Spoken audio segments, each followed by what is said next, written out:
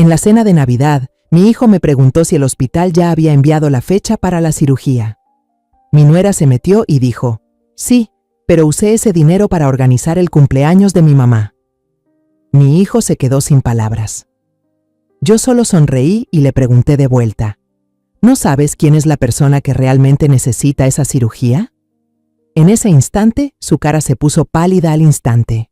Pero antes de continuar, asegúrate de estar suscrito al canal y cuéntanos en los comentarios desde dónde estás viendo este video. Nos encantaría saber hasta dónde llegan nuestras historias de venganza. Afuera, la nieve del invierno caía con fuerza, pero dentro de nuestra casa, el ambiente de la fiesta de Navidad era cálido y animado. Eché un vistazo por la sala. Mi hija, Lucía, se veía radiante. Estaba conversando con unos amigos cercanos de Diego, mi hijo, y su sonrisa cristalina y contagiosa me reconfortaba el alma. Verla tan saludable me hacía agradecer al cielo en silencio. Los dolores de estómago que tanto la habían atormentado parecían ahora solo un recuerdo lejano, una pesadilla que ya había pasado. El centro de atención de la noche, sin embargo, no era otra que Camila, mi nuera. Llevaba puesto un vestido de terciopelo verde esmeralda de Gucci y no paraba de caminar entre los grupos de invitados, con una botella de vino caro en la mano, llenando con destreza las copas vacías, con una sonrisa resplandeciente que no se desdibujaba ni por un segundo. Solo Diego, mi hijo, era una nota disonante en esa melodía festiva. Estaba esforzándose por mostrar sonrisas cordiales, intentando charlar con algunos colegas, pero sus ojos no podían ocultar su inquietud y preocupación. Caminaba de un lado a otro y de vez en cuando me lanzaba una mirada cargada de ansiedad y urgencia, una mirada que solo una madre podía entender.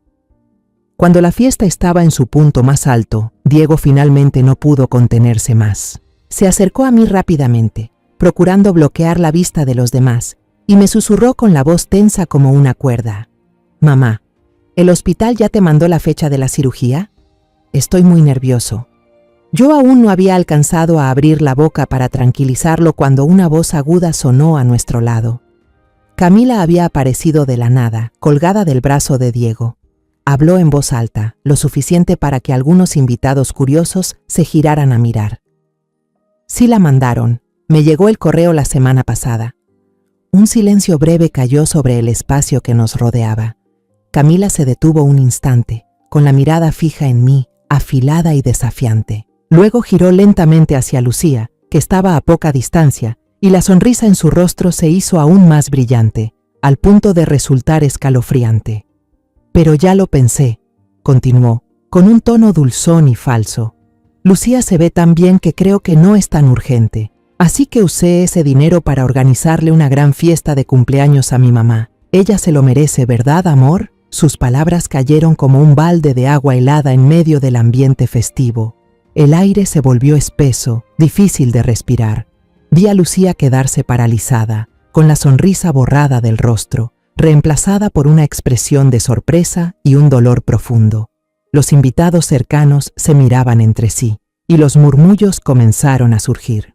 Por un momento, la rabia y el dolor me golpearon en el pecho, pero lo contuve. Este no era el momento para ser débil. Con calma, dejé mi copa de vino sobre la mesa. Me giré por completo para enfrentar a Camila. Sus ojos aún brillaban de autosuficiencia.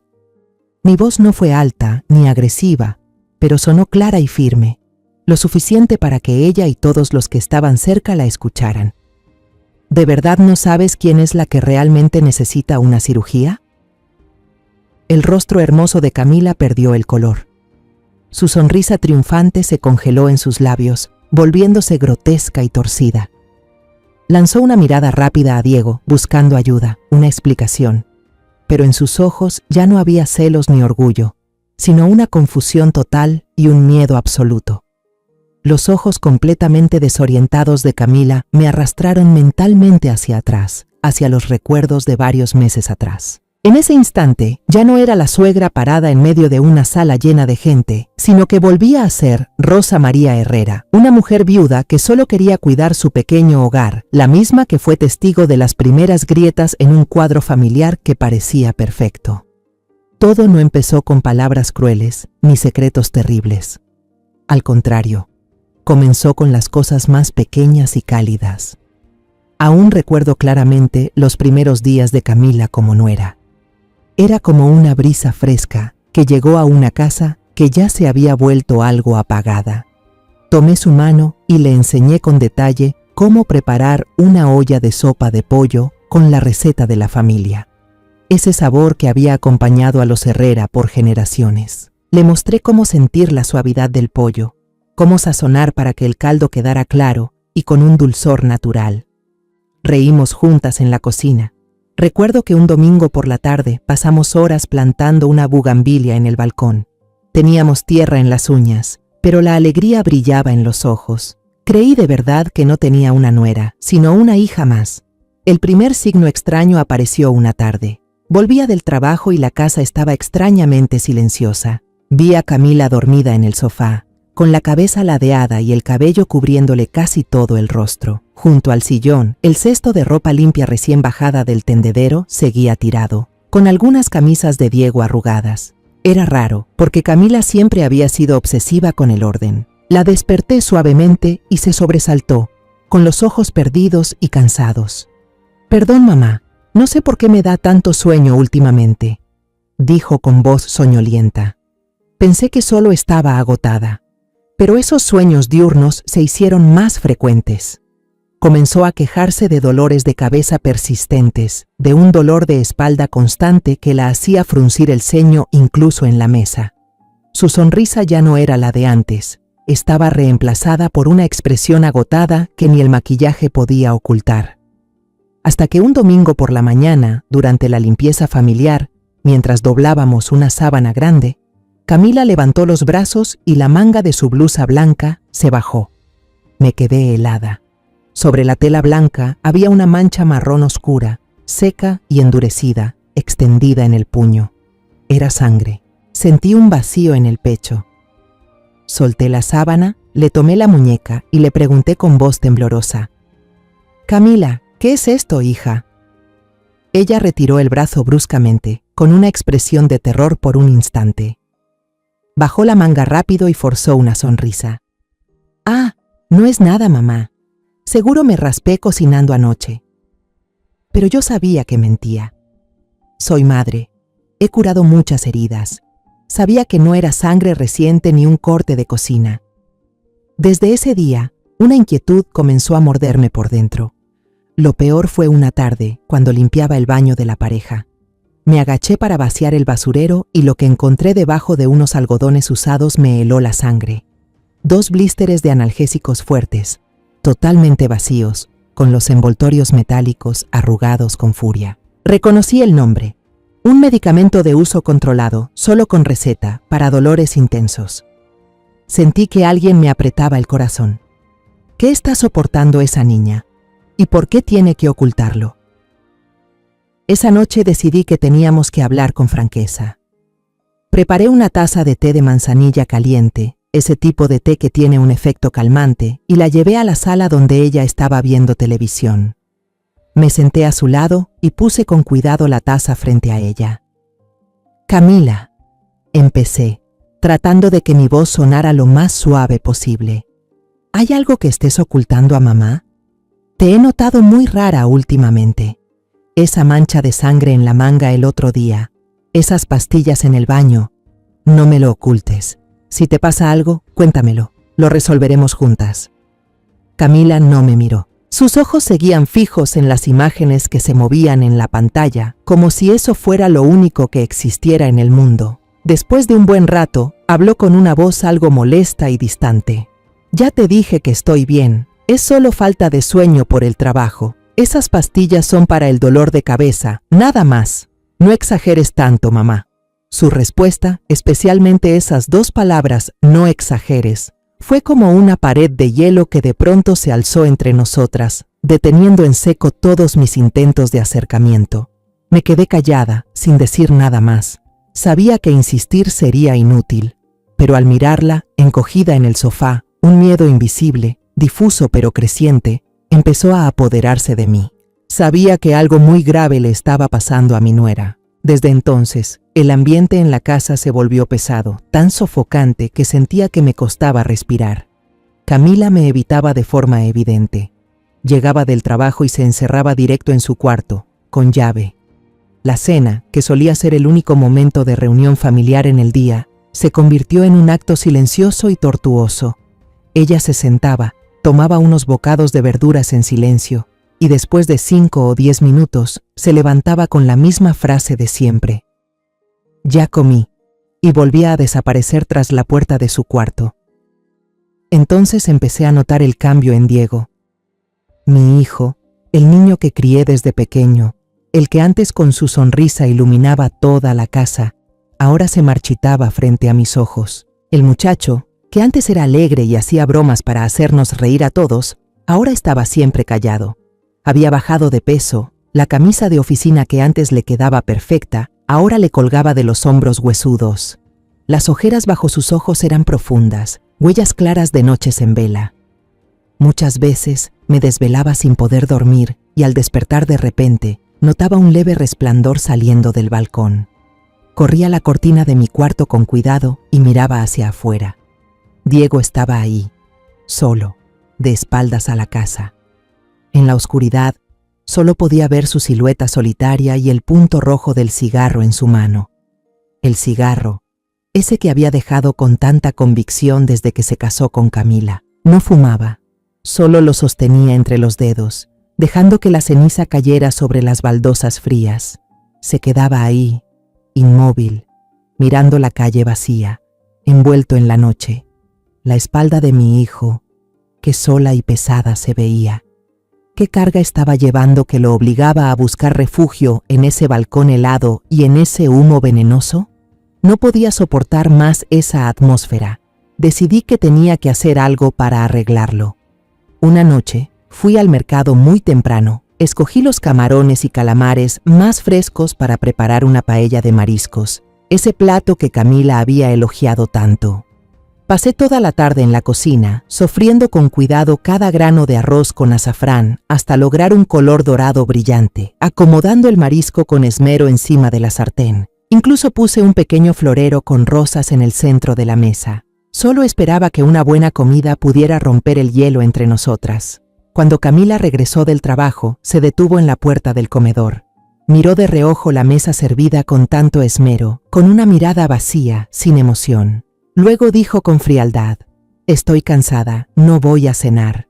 Dio media vuelta y subió directo al segundo piso. El sonido de sus tacones sobre los escalones de madera me pareció lejano y cruel. Diego se sentó a la mesa, frente a la silla vacía de su esposa. Me miró, intentando forzar una sonrisa torcida. «Le voy a llevar el plato, debe estar muy cansada».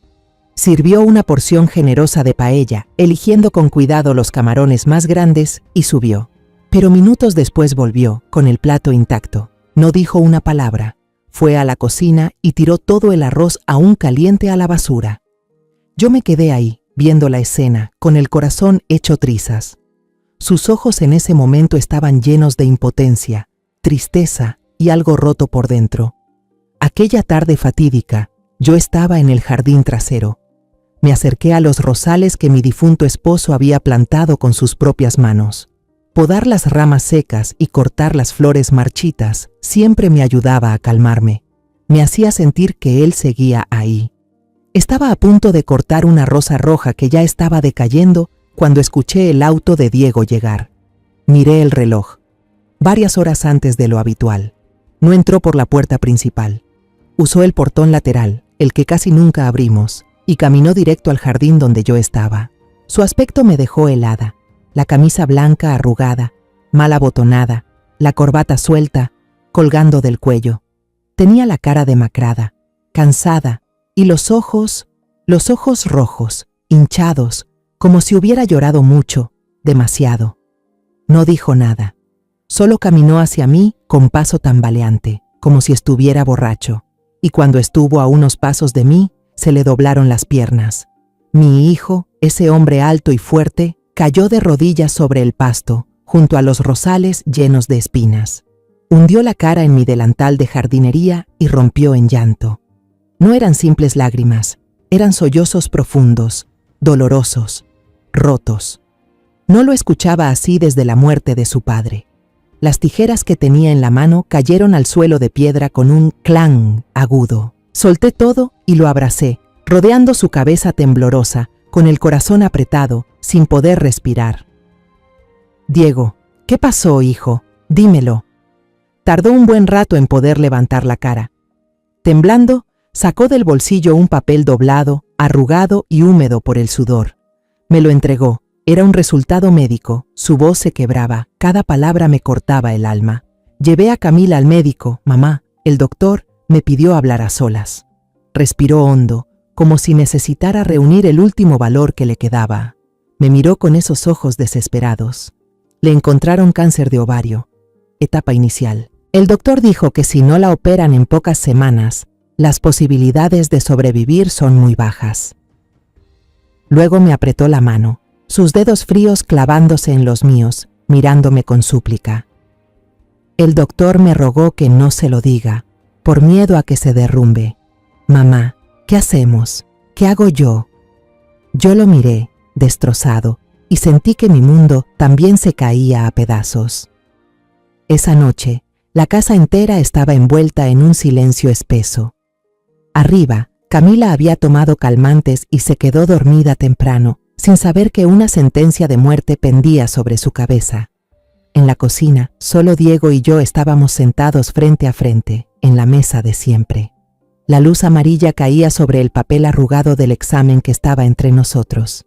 Yo miraba a mi hijo. Él estaba ahí, inmóvil como una estatua, con la mirada perdida clavada en la hoja de papel, las manos entrelazadas sobre la mesa, tan apretadas que se le veían blancas por el esfuerzo. Yo sabía que no podía dejar que se derrumbara, no podía permitir que madre e hijo enfrentaran esta tragedia solos. Respiré hondo, contuve el temblor en el pecho, tomé el teléfono y marqué un número que conocía de memoria. Al otro lado, la voz de Lucía sonó aún medio dormida. ¿Mamá? ¿Qué pasa? ¿Por qué me llamas a esta hora? Traté de sonar lo más tranquila posible, pero la emoción me quebró un poco la voz. Lucía, ¿podés venir ya mismo a casa? Es urgente. Ah, y entra por la puerta trasera. No dejes que Camila te vea. No pasó ni media hora y Lucía ya estaba ahí. Y Lucía se había puesto un abrigo a las apuradas y el cabello aún lo tenía algo despeinado. Pero en cuanto vio el estado destrozado de su hermano, supo que algo grave pasaba. La sonrisa se le borró al instante y fue reemplazada por una expresión de preocupación profunda. «Mamá, Diego, ¿qué pasó?» Los tres nos sentamos alrededor de la mesa de la cocina, el mismo lugar que, hacía apenas unas horas, había sido testigo del derrumbe de Diego. Con dificultad, él volvió a contar todo, con la voz ronca, entrecortada. Cada palabra parecía quitarle fuerzas. Lucia lo escuchaba con los ojos bien abiertos, horrorizada. Se tapó la boca con las manos para no soltar el llanto, pero las lágrimas igual brotaron, calientes, corriendo por sus mejillas. Cuando Diego terminó, un silencio pesado lo cubrió todo. Miramos la hoja de costos estimados para la operación que el hospital había enviado por correo. La cifra en la pantalla del teléfono parecía una montaña gigantesca, aplastando toda esperanza que apenas empezaba a brotar. Era demasiado, muy por encima de lo que una familia trabajadora como la nuestra podía pagar. El silencio se alargó. Solo se oía el tic-tac constante del reloj de pared, y cada segundo retumbaba como un martillazo en los nervios de los tres. El tiempo seguía corriendo, y la vida de Camila también se acortaba con cada tic. Fue Lucía quien rompió esa atmósfera asfixiante, se secó las lágrimas con el dorso de la mano, y con una voz firme y decidida que nos sorprendió, dijo: «Vamos a vender el terreno en el pueblo que papá me dejó. Voy a llamar al tío allá mañana temprano. Seguro se arregla rápido». Diego reaccionó de inmediato, angustiado. «No, ¿estás loca? Ese terreno es tu dote, es lo único que tenés». Lucia le tomó la mano helada al hermano y negó con fuerza. «Diego, escúchame. La plata va y viene, pero una vida no. Camila es tu esposa, mi cuñada, parte de esta familia. Su vida es lo más importante ahora». Miré a mis dos hijos, con el corazón apretado pero lleno de orgullo. Entonces hablé yo, con la voz ya más firme. «Mamá todavía tiene una libretita de ahorros. La voy a vaciar. No pasa nada, aún estoy fuerte, puedo seguir trabajando. El dinero se puede resolver, pero el problema más difícil era otro. ¿Cómo íbamos a lograr que Camila, con lo orgullosa y sensible que es, aceptara una cantidad tan grande de dinero y fuera al hospital sin sospechar nada? Ella jamás permitiría que la ayudaran por lástima, y si descubría la verdad, sería capaz de afrontarla o se derrumbaría y rechazaría el tratamiento. Las palabras del doctor aún resonaban en la cabeza de Diego. Bajo ninguna circunstancia debes saberlo. Justo en ese momento, en medio de la desesperación, un plan doloroso y arriesgado empezó a tomar forma en mi mente. Miré a mis hijos y con voz baja y cargada de peso, dije, vamos a tener que mentir. Vamos a decir que ese dinero es para tratar a Lucía. Diego y Lucía me miraron sin reaccionar, pero ella, tan inteligente y sensible, entendió enseguida lo que yo quería hacer. Sus ojos, entre lágrimas, brillaron. Él continuó mi frase, elaborando un plan tan detallado que daba escalofríos. Sí, diré que mi gastritis crónica empeoró. Últimamente he estado pálido y cansado. Nadie sospechará. Le diré a Camila que el doctor me pidió una cirugía urgente, que si no me operan pronto podría volverse cáncer. Diego nos miró, con los ojos llenos de duda y preocupación. Pero, ¿y si no funciona? ¿Y si ella no lo cree? Una mentira siempre lleva a muchas otras. Me da miedo. Puse la mano sobre su hombro, mirando dentro de sus ojos llenos de miedo. Diego, no tenemos otra opción. ¿Quieres ver a Camila hundirse, negarse a recibir tratamiento y destruirse a sí misma? El miedo puede matarla más rápido que la enfermedad. Tenemos que hacerlo. Todo es por protegerla. Esa misma noche, bajo la tenue luz de la cocina, los tres hicimos un pacto silencioso. Cargaríamos juntos con esa mentira, una mentira nacida del amor. Desde esa noche fatal, nuestra casa dejó de ser un hogar. Se convirtió en un escenario, y nosotros, que siempre vivimos en la verdad, pasamos a ser actores torpes, obligados a interpretar cada día un drama triste que nosotros mismos creamos. Cada palabra, cada gesto debía calcularse con cuidado, por miedo a que un descuido derrumbara el telón. Lucía fue la primera en asumir su papel, y también la que más sacrificó. Empezó a actuar. Visitaba la casa con más frecuencia, pero ya no traía su alegría habitual. Su rostro estaba constantemente fruncido. A veces se abrazaba el vientre y soltaba un quejido, como si sufriera un dolor constante. Durante las comidas, rechazaba tajantemente los platos picantes o fritos que solía amar, y solo comía en silencio unas cucharadas de arroz blanco o sopa ligera que yo le preparaba. Una vez incluso la escuché vomitar en el baño, justo cuando Camila pasaba por el pasillo. Sabía que lo hacía a propósito. Ver a mi hija fingir estar enferma, castigarse a sí misma, me partía el alma como si alguien me atravesara con un cuchillo. Mientras tanto, Diego y yo comenzamos a reunirnos a escondidas, como si fuéramos criminales en nuestra propia casa. Ya no hablábamos de dinero en la sala o en la cocina. Nuestro lugar de reunión era el balcón por las noches o mi estudio con la puerta bien cerrada. Ni siquiera mencionábamos el tema directamente. Nos comunicábamos con notas o en clave, usando frases como el dinero de la medicina para tu hermana, los gastos de Lucía o lo de ella. Cada vez que lo hacíamos, sentía culpa y vergüenza, como si estuviéramos engañando al mundo entero. La tensión llenaba cada rincón. Una tarde, mientras cocinaba, mi tío del campo me llamó. Su voz sonaba emocionada. «Sobrina, ya hay quien quiere comprar el terreno de Lucía, y pagan bien». Diego seguía en la oficina. Solo estábamos Camila y yo en casa. El corazón me dio un vuelco. Me apresuré a un rincón de la cocina, dándole la espalda a la sala, y bajé la voz lo más posible. «Qué bien, tío. Acéptelo por mí, por favor. Sí, necesito el dinero urgente, lo más pronto que se pueda». Hablé como una máquina, queriendo terminar la llamada rápido. Justo en ese momento, escuché pasos suaves en la escalera. Camila bajaba desde el piso de arriba. Me vio al teléfono con expresión tensa y se detuvo al pie de la escalera, a pocos metros de mí. Fingió ir al refrigerador por un vaso de agua, pero yo lo sabía. Podía sentir cómo sus oídos estaban atentos, tratando de captar cada palabra. Me apresuré a decir unas cuantas palabras vagas y colgué, con el corazón aún latiéndome con fuerza en el pecho. Cuando me giré, ella me miró y sonrió con indiferencia. ¿Con quién hablaba mamá que se puso tan seria? No me quedó otra que soltar una risa nerviosa. Ah, era tu tío del pueblo, solo llamaba para preguntar cómo estábamos. Y así llegó esa noche fatídica.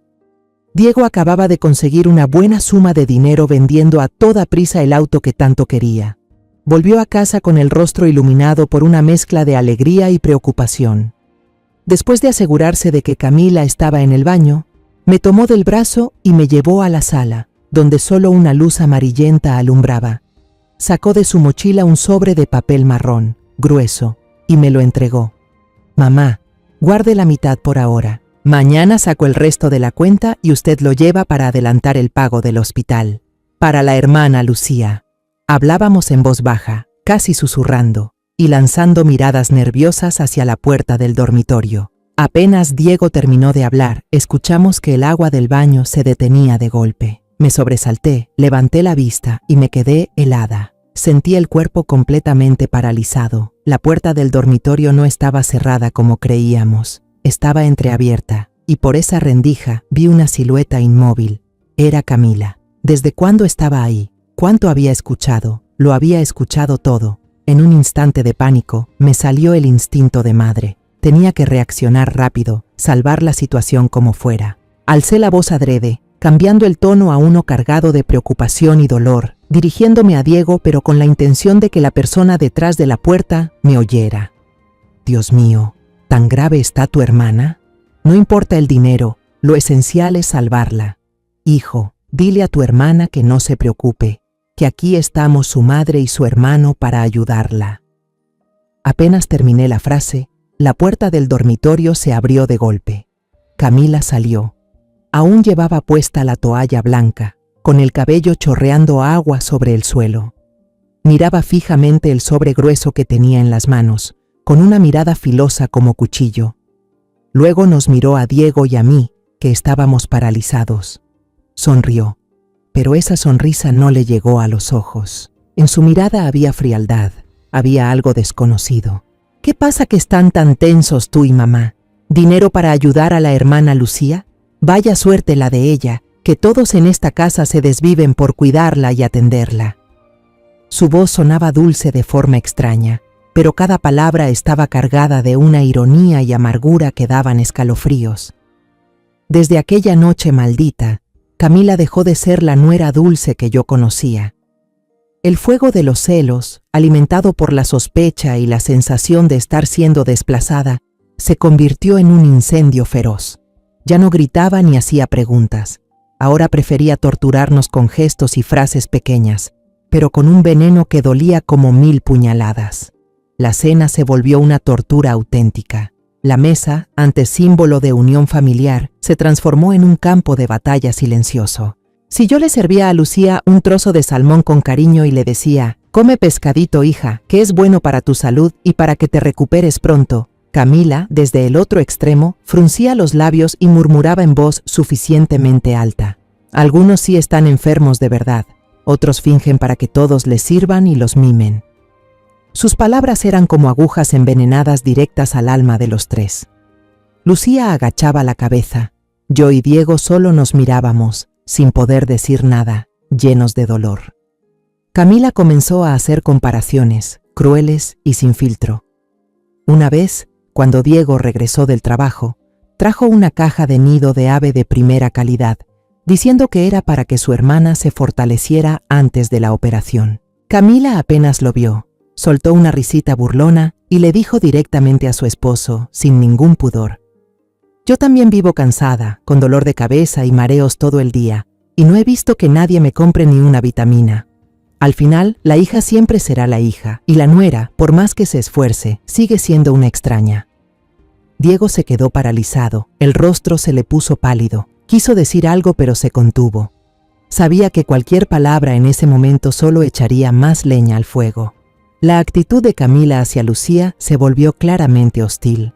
La falsedad de antes desapareció y en su lugar quedó un desprecio sin máscaras. Cuando Lucía estaba viendo una película romántica en la televisión, Camila se acercaba en silencio, agarraba el control remoto y cambiaba el canal a uno de noticias financieras ruidosas sin decir una sola palabra. Cuando Lucía le pedía prestado un libro del estante, Camila respondía de forma seca: «Cómprate uno, mis libros no los presto».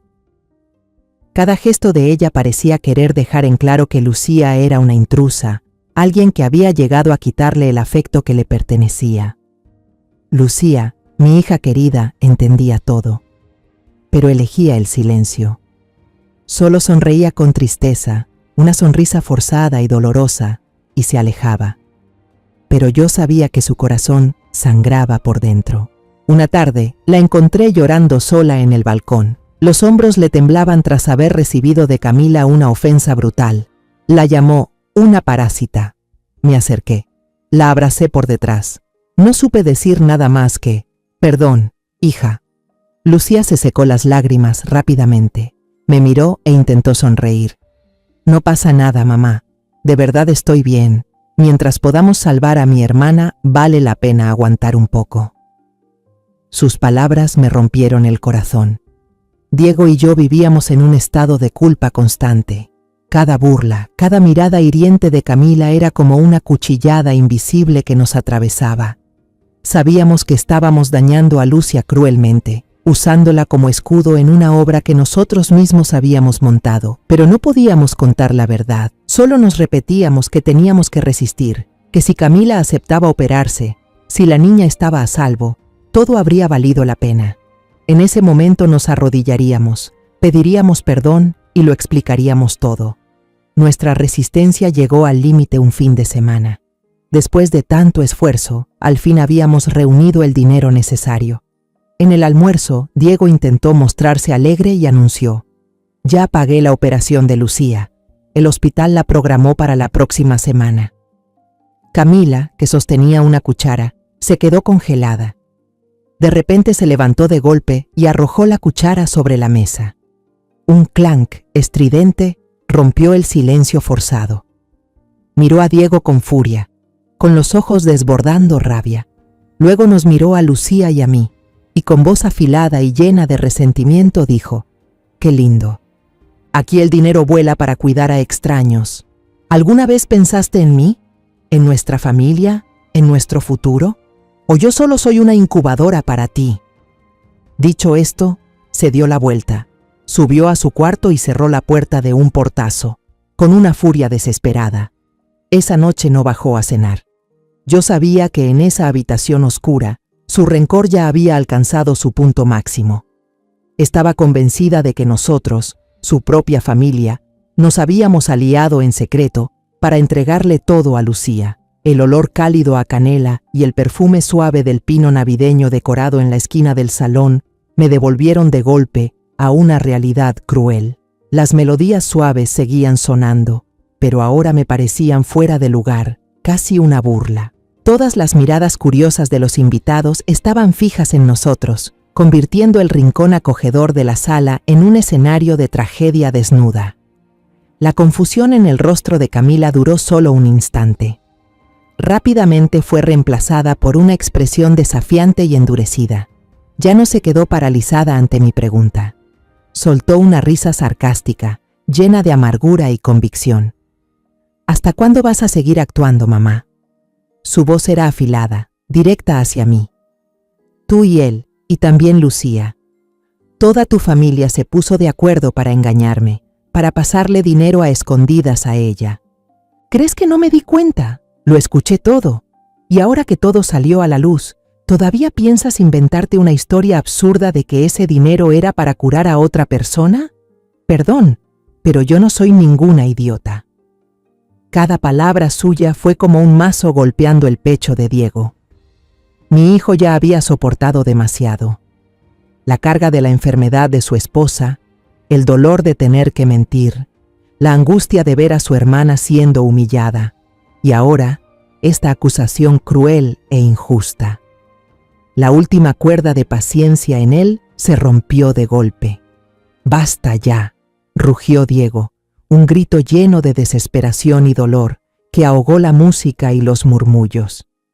Toda la sala se quedó en silencio. Soltó la mano de Camila, dio un paso atrás y la miró con los ojos enrojecidos. «Era para tu tratamiento, Camila, para ti». La sonrisa desafiante en los labios de Camila se congeló. Parpadeó varias veces, como si no pudiera procesar lo que acababa de oír. Toda su seguridad y orgullo se derrumbaron en un instante. ¿Qué? ¿Qué estás diciendo? Estás bromeando, ¿verdad?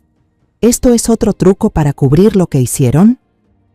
Pero al ver el rostro destrozado de Diego y los ojos llenos de lágrimas de Lucía, parada como estatua al fondo, supo que no era ninguna broma. Yo no dije una palabra más. Las lágrimas ya no significaban nada y cualquier explicación era inútil. Solo la verdad podía poner fin a esta locura. Me di la vuelta y caminé rápido al estudio, donde había guardado el expediente médico en el cajón con llave. Saqué los documentos, bien protegidos en una carpeta plástica celeste. Regresé a la sala, fui directo a la mesa de centro de vidrio, donde Camila apenas se sostenía, y solté la carpeta con fuerza. El golpe seco del expediente contra el cristal cortó el silencio asfixiante. «Ábrela y mírala tú misma». Mi voz temblaba, no por miedo, sino por rabia y por pena hacia mi nuera tan necia. «Abre bien los ojos y lee cada palabra», señalé el expediente, mi voz quebrada. «El nombre en esos papeles es Camila Gutiérrez, no Lucía Herrera. La que tiene cáncer de ovario eres tú. La que necesita cirugía urgente esta semana eres tú. Todos nosotros, yo, Diego, incluso Lucía, a quien tanto desprecias, tuvimos que mentir, tuvimos que soportar tu egoísmo y tu crueldad todo este tiempo, por una sola razón, para que no te derrumbaras de miedo. Tuvimos miedo de que rechazaras el tratamiento, así que montamos esta dolorosa obra de teatro. ¿Lo entiendes ahora?» Camila, temblando, extendió la mano hacia el expediente. Sus dedos largos, pintados con esmero, temblaban tanto que no podía ni pasar la portada. Finalmente lo logró. Sus ojos se clavaron en la primera página, donde estaba el resultado del examen, con el diagnóstico impreso en letras grandes: carcinoma epitelial de ovario. Su rostro se puso blanco como una hoja, sin una gota de sangre. Sus labios rojos comenzaron a temblar, a moverse sin poder pronunciar palabra. La copa de vino tinto que aún tenía en la mano se le resbaló de golpe. El sonido del cristal rompiéndose sobre el piso de cerámica blanca fue tan agudo, tan desgarrador. La copa se hizo añicos y el líquido rojo oscuro se esparció por el suelo. El mundo de Camila, y también el nuestro, se hizo trizas junto con ese estallido. Esa Nochebuena terminó en pánico y silencio absoluto. Los últimos invitados se fueron a toda prisa, llevándose susurros y miradas incómodas. Nos dejaron ahí, solos, en medio de una casa destrozada, con platos de comida lujosa a medio terminar, cintas decorativas que ahora parecían ridículas, y una mancha de vino tinto seco en el piso, oscura como una herida vieja. Esa noche, ninguno de nosotros pudo dormir. Camila estaba sentada inmóvil en el sofá, acurrucada en su vestido de terciopelo, antes elegante, ahora completamente fuera de lugar. Sus ojos estaban vacíos, perdidos en el aire, y de vez en cuando su cuerpo entero se estremecía por el shock y el miedo. Diego estaba a su lado, sin atreverse a tocarla, solo la miraba con una mezcla de dolor y desesperación. Lucía y yo limpiábamos en silencio, recogiendo los restos de la fiesta, recogiendo también los pedazos rotos de nuestra propia familia. A la mañana siguiente, cuando los primeros rayos de sol entraban por la ventana, fui la primera en actuar. No me permití caer, no me permití llorar. Las lágrimas, en ese momento, eran un lujo inútil. Fui directo al cuarto de Diego, donde él seguía desplomado en el borde de la cama desde la noche anterior. Le puse la mano en el hombro y lo sacudí con fuerza. «Levántate, hijo. Sentado aquí llorando no la vas a salvar. Abre la computadora y entra a tu cuenta del banco. Tenemos que saber a dónde fue a parar el dinero». Mi voz sonó tan fría y firme que hasta yo misma me sorprendí. Bajo mi presión, Diego se sentó tambaleándose frente al escritorio y encendió la laptop. Le temblaban las manos mientras escribía la contraseña. En la pantalla apareció el historial de movimientos, una lista larga de gastos, pruebas irrefutables de una locura sin freno, una suma enorme transferida a la empresa de eventos Lupita's Dream Parties, un pago alto a la joyería Esmeralda, y una serie de compras en tiendas de ropa de lujo, nombres que solo conocía por las revistas. Sentí como si alguien me apretara el corazón. Una vida humana había sido cambiada por todo eso. No dije nada más. Fui por mi abrigo y las llaves del coche. Quédate aquí y cuida a Camila. No la dejes sola. Yo me encargo de lo demás. Mi primer destino fue la casa de doña Lupita, la madre de Camila. Toqué el timbre sin parar, sin paciencia. Tardó un poco en salir, todavía en pijama, con cara de sueño pero con un brillo de felicidad en los ojos, como si aún saboreara la fiesta de cumpleaños que su hija querida le había organizado. Sin saludar, le puse el celular frente a la cara, con el estado de cuenta en pantalla. «Mire esto», dije con la voz seca. «La fiesta lujosa de ayer, ese brazalete de oro que anda presumiendo en redes, todo fue pagado con la vida de su propia hija».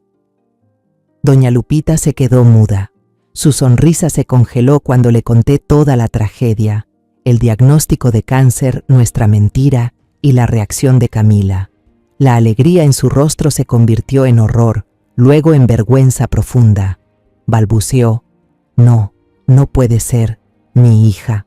Luego salió corriendo al cuarto y volvió con la pulsera brillante en la mano, la misma que Camila llevaba la noche anterior, ese regalo que dijo haber comprado con su aguinaldo. Esto fue lo que me dio. Dios mío, ¿qué he hecho? En ese momento, ya no teníamos tiempo para culpas ni reproches. Había un enemigo común, invisible pero cruel, que amenazaba con quitarnos a nuestras hijas. El tiempo. Teníamos que actuar ya. El primer paso para recuperar la vida de Camila fue ir a la joyería Esmeralda. El dueño, un tipo gordo y malhumorado, frunció el ceño cuando le dijimos que queríamos devolver el brazalete que habíamos comprado anteayer. El tipo examinó detenidamente el brazalete por un momento y soltó sin rodeos: «El oro que ya salió de la tienda solo se puede recomprar al precio del oro usado. Pierde 2/3 de su valor». Apreté los dientes. Miré a doña Lupita. Ella asintió entre lágrimas. Aceptamos. Luego fuimos a la empresa organizadora de eventos. En su oficina aún quedaban algunos globos sueltos de la fiesta de doña Lupita. Tras una acalorada discusión, el encargado solo accedió a devolver una pequeña parte del depósito, con el argumento de que el evento ya se realizó, todos los costos de personal y alimentos ya fueron pagados. La última etapa fue una carrera contra el tiempo por varios centros comerciales. Yo y doña Lupita, dos mujeres de mediana edad, tuvimos que ir tienda por tienda de ropa de marca, con los vestidos y zapatos aún con etiqueta en la mano, agachando la cabeza para explicar nuestra situación y pedir una devolución. En algunos lugares mostraron empatía y accedieron a reembolsarnos. En otros fueron tajantes. Solo se podía cambiar por otro producto. Cada vez que oía «lo siento, es la política de la tienda», el corazón se me encogía. Cada peso que no recuperábamos era una pizca de esperanza, menos para Camila. Al final del día, ya casi de noche, nos sentamos agotadas en el coche, destruidas física y emocionalmente. Con manos temblorosas, conté el poco efectivo que teníamos y revisé los reembolsos que habían ingresado a la tarjeta. Hice los cálculos. Solo nos quedaba poco más de la mitad del dinero que con tanto esfuerzo habíamos reunido. La mitad de la esperanza de vida de Camila se había evaporado en fiestas, joyas y ropa lujosa y superficial. Miré el dinero en mis manos y sentí un dolor desgarrador. Sabía que eso no sería suficiente, y el tiempo no perdona a nadie. Para cubrir el enorme déficit, tuve que vaciar hasta el último peso de mi libreta de ahorros para la jubilación, esa que me prometí no tocar jamás. Lucia, la pobre, también tuvo que ir pidiendo prestado por todos lados, tragándose el orgullo para pedir dinero rápido a amigos y compañeros de trabajo. Finalmente, una tarde, cuando Diego entregó a la oficina financiera del hospital el monto completo del anticipo de la cirugía, pude al fin soltar un suspiro, aunque el pecho aún me dolía. Ya teníamos el dinero, pero habíamos perdido demasiado tiempo valioso. El día que Diego ingresó a Camila al hospital, ella caminaba como un fantasma. Ya no lloraba, no decía nada. Solo guardaba silencio mientras su esposo y el personal médico lo organizaban todo, desde cambiarla a la bata de paciente demasiado grande hasta sacarle sangre para los análisis. Observé a mi nuera, que días antes era la reina de la fiesta y ahora estaba pálida, demacrada. Tenía los ojos hundidos, ojeras oscuras y la mirada vacía. El arrepentimiento y el miedo la estaban consumiendo más rápido que el propio cáncer que crecía en su cuerpo. La cirugía se realizó un miércoles por la mañana, un día gris y lluvioso. Toda nuestra familia estuvo presente. Yo, Diego, Lucía y también doña Lupita. Nos sentamos en los bancos metálicos fríos frente al área quirúrgica, sin hablar entre nosotros.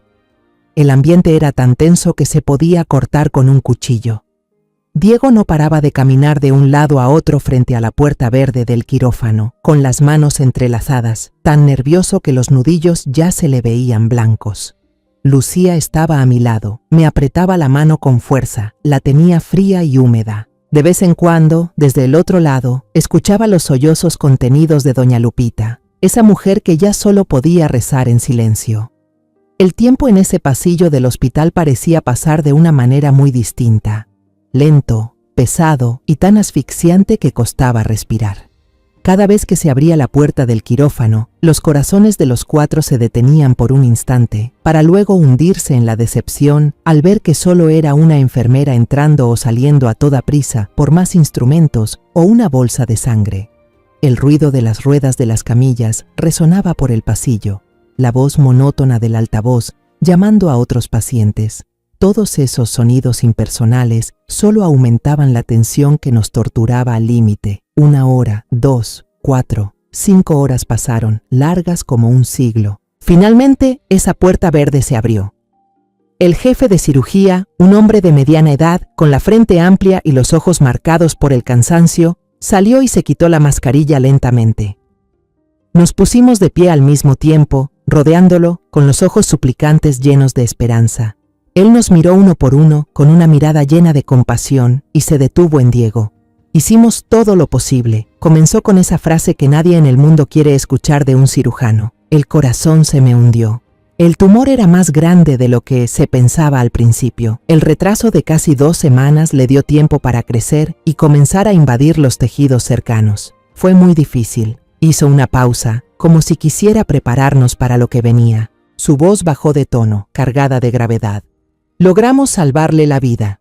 Se retiró por completo el tumor principal, pero, para garantizar la máxima seguridad y evitar cualquier riesgo de recaída, tuvimos que extirparle completamente el útero y los 2 ovarios. Todo el pasillo se llenó de un silencio mortal. Diego se tambaleó. Tuvo que apoyarse contra la pared fría para no desplomarse. Lucía ya no pudo contenerse. Rompió en llanto, sollozos desgarradores. Y yo sentí que las piernas se me doblaban, la cabeza me daba vueltas. Mi nuera viviría, gracias a Dios, pero nunca podría tener hijos. El sueño de unos nietos, de risas infantiles llenando esta casa, se había esfumado para siempre. El precio por su envidia y su necedad era demasiado alto. Cuando las enfermeras sacaron a Camila de cuidados intensivos, aún estaba inconsciente por la anestesia. Nos reunimos alrededor de la cama. La miramos en silencio. Su rostro pálido, los labios agrietados y todos esos tubos clavados en su brazo delgado. Diego se inclinó y le tomó la mano helada. Apoyó la cabeza en el borde de la cama, sus hombros anchos temblaban, y lloró. Por primera vez desde que recibió la mala noticia, se permitió llorar con toda la debilidad y el dolor. Esa tarde, cuando ya había despertado, fue el propio cirujano quien le informó sobre su situación.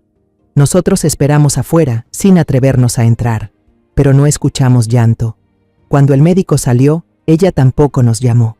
Solo se quedó ahí, de espaldas a la pared blanca y helada del hospital. No gritó, no reclamó, no dijo una sola palabra. Su silencio era más aterrador que cualquier lamento o reproche. Después de que Camila fue dada de alta, la casa que solíamos llamar hogar se volvió extraña y sofocante. Ya no había gritos ni discusiones, pero el silencio culpable que lo cubría todo era 1000 veces más espantoso. Cada adorno, cada prenda costosa en el closet parecían testigos mudos de un error irreparable. Chocábamos unos con otros en silencio, comíamos en silencio, y el dolor nos devoraba por dentro, poco a poco. Para darles a mis hijos espacio para sanar sus heridas y también para calmar mi alma cansada, decidí mudarme con Lucía a la antigua casa familiar. Ese lugar estaba lleno de recuerdos de mi difunto esposo, con el jardín de rosas que él cuidaba con tanto esmero, el lugar donde siempre encontraba paz después de cada tormenta. Desde entonces nuestra vida entró en un nuevo orden, un orden triste. Cada día, Diego seguía yendo al trabajo como un robot, pero organizaba su tiempo con mucha precisión, como si se tratara de una obligación programada. Al mediodía, volvía a casa para almorzar con Camila. Le recordaba tomar sus medicinas a la hora y hacía un par de preguntas por compromiso. Por la tarde, al salir del trabajo, pasaba por casa mía y de Lucía para compartir una verdadera cena en familia. Solo allí, junto a su madre y su hermana, mi hijo realmente podía respirar. Podía exhalar aliviado sin tener que enfrentarse al silencio lleno de culpa de su esposa, sin mirar esos ojos siempre cargados de remordimiento. A través de los relatos entrecortados de Diego, supe que Camila estaba cambiando poco a poco. Ya no se maquillaba, no compraba ropa nueva. Los vestidos de marca estaban guardados en un rincón del armario, cubiertos con una tela para el polvo. Empezó a investigar y aprender a cocinar platos nutritivos para pacientes con cáncer. Limpiaba la casa en silencio una y otra vez, incluso donde ya estaba reluciente. Hacía todo en silencio, como una forma de expiar su culpa, una especie de penitencia muda. Pero aún no había tenido el valor de llamarme ni de visitar a Lucía y a mí. La vergüenza y el remordimiento habían levantado un muro invisible demasiado grande. No tenía el valor de enfrentarnos, especialmente a Lucía, a quien había herido más. El tiempo seguía su curso, silencioso como un río. El otoño, con sus hojas amarillas cubriendo el patio, pasó y llegó el invierno con los primeros vientos fríos. Y luego la Navidad volvió. Exactamente un año después de aquella noche espantosa, un año después de que mi familia se rompiera y volviera a recomponerse en medio del dolor. La tarde del 24 de diciembre, mientras Lucía y yo decorábamos juntas el pequeño arbolito en la sala, Diego llegó. Esta vez no entró a cenar como siempre. Mi hijo parecía inquieto. Se quedó en la puerta y me entregó una cajita cuidadosamente envuelta en papel rojo oscuro y una tarjeta blanca. «Es de parte de Camila para ti», dijo en voz baja, con algo de duda en el tono. Luego se fue deprisa, como si temiera enfrentar mis emociones. Lucía y yo nos sentamos junto a la chimenea que crepitaba suavemente. Coloqué la caja sobre mis piernas y empecé a desenvolverla despacio. Dentro había una bufanda de lana color crema, tejida con mucho cuidado y dedicación. Noté que algunas puntadas eran torpes, un poco disparejas, pero justamente eso me conmovió. Sabía que Camila había dedicado mucho tiempo y esfuerzo para tejerla con sus propias manos.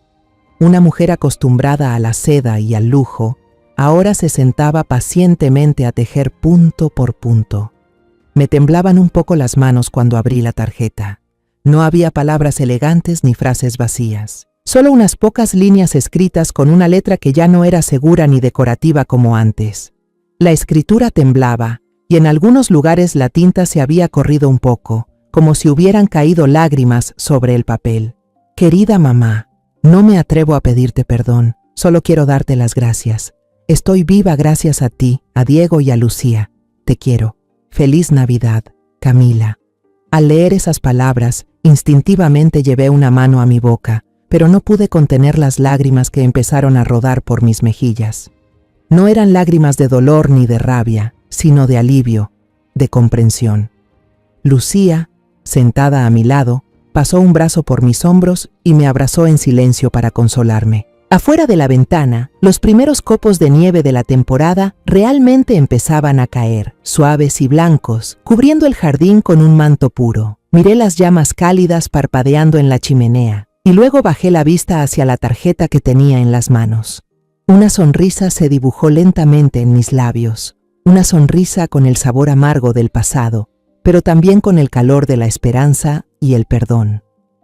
Resulta que después de todas las tormentas, lo que sana un corazón no es el olvido, sino la compasión. Tal vez este sea el regalo de Navidad más significativo que he recibido en toda mi vida. Después de todas las pérdidas, sacrificios y tormentos, entendí que el amor verdadero no son las palabras dulces que se dicen cuando todo va bien, sino el silencio paciente durante los días de tormenta, la elección de perdonar cuando el corazón ya está roto, y el valor de poner la vida de otro por encima del orgullo propio. La historia de venganza que acabo de compartir con ustedes no se trata de un ajuste de cuentas entre personas, sino de una batalla brutal contra el egoísmo, la envidia y el orgullo que todos llevamos dentro. Pagué un precio alto, con el sufrimiento de mi propia hija, con noches enteras de insomnio, para luego darme cuenta de que solo la compasión y la sinceridad pueden salvar verdaderamente a una persona. Si no fuera por el amor, si no creyéramos en la redención, no habríamos podido salir adelante. Y si alguien me preguntara cuál fue la lección más valiosa que aprendí, diría esto: a veces, perdonar es también una forma de venganza, la más noble de todas. Una venganza contra la indiferencia, contra la arrogancia, que despierta la conciencia dormida dentro de una persona. La historia que acabas de escuchar ha cambiado nombres y lugares para proteger la identidad de quienes estuvieron involucrados. No contamos esto para juzgar, sino con la esperanza de que alguien escuche y se detenga a reflexionar. ¿Cuántas madres están soportando en silencio dentro de su propia casa? De verdad me pregunto, si tú estuvieras en mi lugar, ¿qué harías? ¿Guardarías silencio por mantener la paz? ¿O te atreverías a enfrentarlo todo para recuperar tu voz? Quiero saber tu opinión sobre esta historia de historias que duelen, o cualquier sugerencia que tengas para mejorar nuestro contenido. Dios siempre bendice, y estoy segura de que el valor nos llevará hacia días mejores. En este momento, en la pantalla final, dejaré 2 de las historias más queridas del canal. Estoy segura de que te van a sorprender. Gracias por haberte quedado conmigo hasta este preciso instante.